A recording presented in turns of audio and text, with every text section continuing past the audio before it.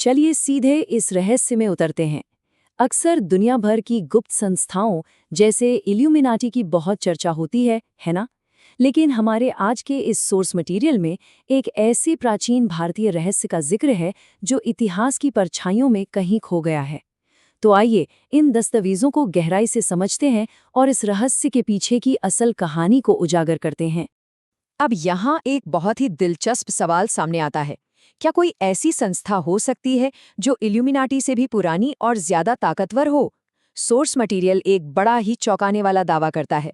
इसके मुताबिक पिछले करीब 2000 सालों से भारत में एक रहस्यमयी समूह गुपचुप तरीके से काम कर रहा है। पर यहाँ एक बड़ा ट्विस्ट है। ये समूह दुनिया पर कब्जा करने या किसी बुरे इरादे से नहीं बना, बल्कि इसका इकलौता मकसद इंसानियत की भलाई और हमारी सुरक्षा करना है। आमतौर पर जब भी हम सीक्रेट सोसाइटीज या गुप्त संस्थाओं का नाम सुनते हैं तो दिमाग में तुरंत दुनिया को कंट्रोल करने या तबाही मचाने वाली कोई डरावनी छवि बनती है। सही कहा ना? लेकिन द 9 अननोन मैन की कहानी बिल्कुल अलग है। इन दस्तावेजों के अनुसार ये विनाशकारी नहीं बल्कि रक्षक हैं। ये एक ऐसी प्राचीन संस्था है जिसका सिर्फ एक ही लक्ष्य है, सर्वोच्च ज्ञान को सुरक्षित रखना और दुनिया को तबाह होने से बचाना। जरा इस नंबर को देखिए, 1 लाख। ये कोई मामूली आंकड़ा नहीं है। ये कलिंग युद्ध में बेहद बेरहमी से मारे गए लोगों की अनुमानित संख्या है। इस भयंकर खून खराबे ने महान सम्राट अशोक को अंदर तक झकझोर कर रख दिया था। इसी भीषण विनाश को देखने के बाद उन्होंने युद्ध का रास्ता हमेशा के लिए छोड़ दिया और बौद्ध धर्म अपना लिया। लेकिन इस बड़े बदलाव के साथ ही उन्हें खौफनाक सच्चाई का एहसास हुआ। उन्हें समझ आ गया कि अगर दुनिया का सबसे शक्तिशाली और विनाशकारी ज्ञान किसी गलत इंसान के हाथ लग गया तो तबाही का मंजर क्या हो सकता है। तो यहाँ समझने वाली सबसे अहम बात यह है कि उस समय सम्राट अशोक के पास विज्ञान, राजनीति और उन्नत हथियारों का जो अपार ज्ञान था, वो इतना शक्तिशाली था कि किसी भी आम इंसान को अजेय बना सकता था। अशोक इस बात से बुरी तरह डर गए थे कि अगर ये जानकारी किसी लालची या क्रूर इंसान के हाथ लग गई तो सच में पूरी दुनिया तबाह हो जाएगी। इसी वजह से उन्होंने इस महाविनाशकारी ज्ञान को दुनिया की नज़रों से हमेशा के लिए छिपाने का फैसला लिया और इस पूरी जानकारी को 9 अलग-अलग कड़ी सुरक्षा वाली किताबों में बांट दिया। इन 9 किताबों की हिफाजत के लिए अशोक ने कोई आम लोग नहीं बल्कि अपने अपने क्षेत्र के सबसे महान विशेषज्ञों को चुना था। जरा इतिहास के इन दिग्गज नामों पर गौर कीजिए। चिकित्सा के जनक माने जाने वाले चरक, मास्टर रणनीतिकार चाणक्य और सर्जरी के महारथी सुश्रुत, ब्रह्मांड और गणित के लिए आर्यभट्ट और रहस्यमयी एल्केमी यानी कीमिया के लिए नागार्जुन को चुना गया। इनके अलावा योग में महारत के लिए पतंजलि, तारों और ज्योतिष के गहरे ज्ञान के लिए वरामिहिर, साहित्य के लिए पंचतंत्र के रचयिता विष्णु शर्मा और जैन बौद्ध धर्म को चीन तक फैलाने वाले बोधि धर्म। मतलब सोचिए, इतिहास के इतने महान चेहरों को इस संस्था का ओरिजिनल मास्टर बताया जाता है। ये अपने आप में कितना अद्भुत है। अब यहाँ दिमाग में एक बहुत ही स्वाभाविक सा सवाल आता है कि आखिर सिर्फ 9 लोग ही क्यों, 10 या 8 क्यों नहीं? इसका जवाब हमें हिंदू धर्म ग्रंथों में मिलता है।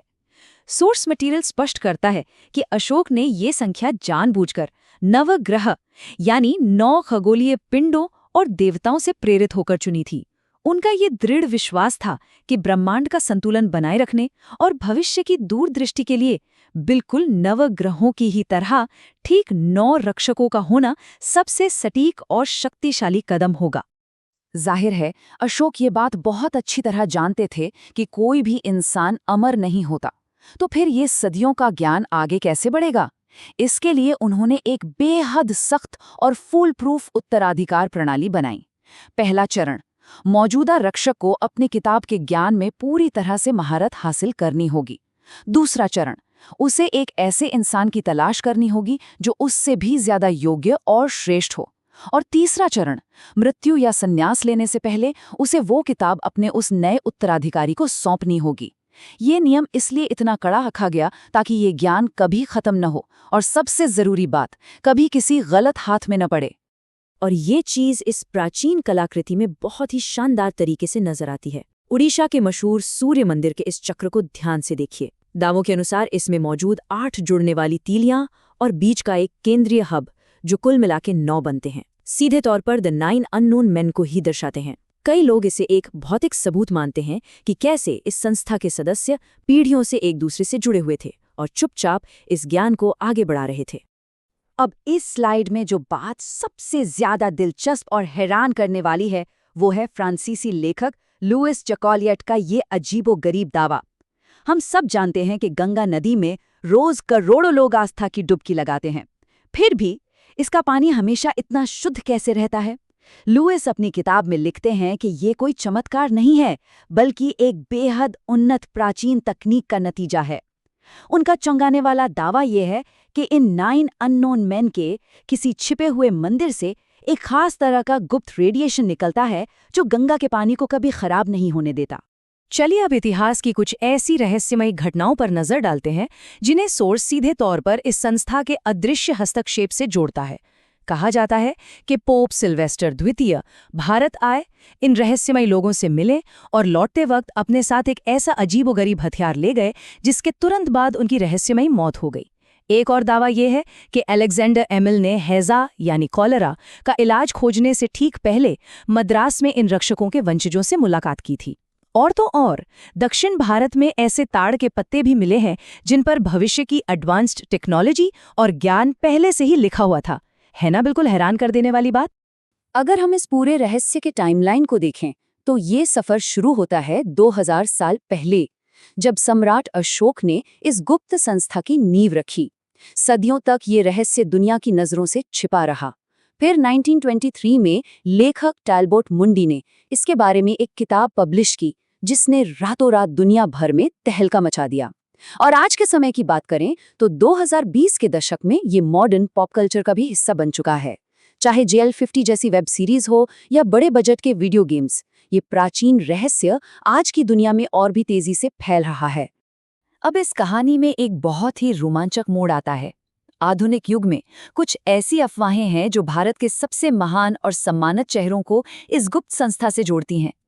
क्या ऐसा हो सकता है कि नोबेल पुरस्कार जीतने वाले CV रमन, हमारे 11वें राष्ट्रपति महान डॉक्टर APJ अब्दुल कलाम या इसरो के संस्थापक डॉक्टर विक्रम साराभाई इस संस्था का हिस्सा रहे हों? यही नहीं, होमी भाभा, 400 से ज्यादा IQ वाले माने जाने वाले एड्रोगन डीमेलो और यहाँ तक कि नेताजी सुभाष चंद्र बोस के नाम भी इससे जोड़े जाते हैं। ये माना जाता है कि ये सभी दिग्गज दुनिया की बुराइयों के खिलाफ इस भलाई के मिशन को आगे बढ़ा रहे हैं। सच कहूं तो ये विचार ही अपने आप में रोंगटे खड़े कर देने वाला है। इन्हीं आधुनिक नामों के आधार पर सोर्स मटेरियल में एक बेहद विवादास्पद थ्योरी भी सामने आती है। अफवाहों का बाजार गर्म है कि भारत की प्रमुख अंतरिक्ष एजेंसी इसरो और उसके संस्थापक सदस्यों का सीधा कनेक्शन द 9 अननोन मैन के इस प्राचीन भाईचारे से है। ऐसा माना जाता है कि इसरो द्वारा किए गए कुछ बेहद उन्नत और रहस्यमयी अनुसंधान उसी प्राचीन ज्ञान का ही अगला हिस्सा हैं। जाहिर है हम यहाँ किसी बात की पुष्टि नहीं कर रहे हैं, बस सोर्स मटेरियल के दावों को समझ रहे हैं। लेकिन ये अफवाहें इस पूरे विषय को और भी ज्यादा गहरा और रहस्यमयी बना देती हैं। तो अंत में बात आज के समय पर आकर रुकती है। आज जब हमारी आधुनिक दुनिया भयंकर युद्धों, नई बीमारियों और अभूतपूर्व अराजकता से जूझ रही है, तो जहन में बस एक ही सबसे बड़ा सवाल उठता है, क्या द 9 अननोन मैन आज भी उसी तरह परछाइयों में रहकर इंसानियत की रक्षा कर रहे हैं? क्या वे हमारे संपूर्ण विनाश को रोकने के लिए चुपचाप अपना काम कर रहे हैं? या फिर इतने हजारों सालों के बाद उनका पहरा अब हमेशा के लिए खत्म हो चुका है? ये एक ऐसा सवाल है जो सच में सोचने पर मजबूर कर देता है। क्या मानवता का ये प्राचीन सुरक्षा कवच आज भी हमारे बीच मौजूद है?